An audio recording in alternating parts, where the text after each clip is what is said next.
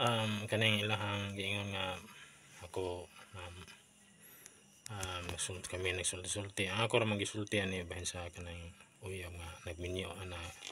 nagkuhan ako ng asawa ko dito sa Cebu City. O mo ko'y gisulti nga bisan kana ila puno-punong istorya niya.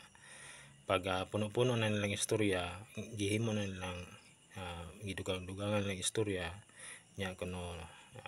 amo na ba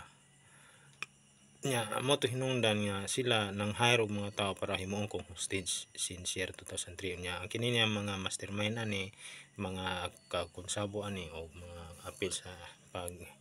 plano nang limod ni sila yun nya dang limod manghulga ba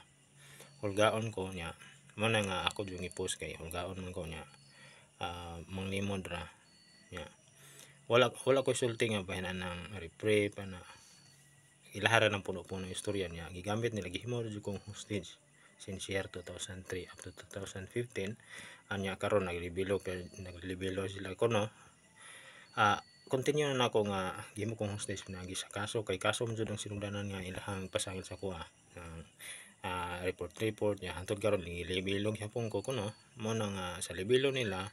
cyber libel o libel hostage yapon ko ana akong dungog wa man ko imbitahan nila para mo istorya sa ilang habig nya mo na ihulga pa ko na since year 2003 kay kuhaan ko kagawasan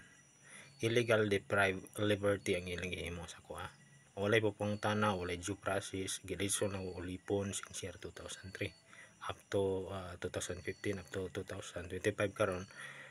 nadaang damage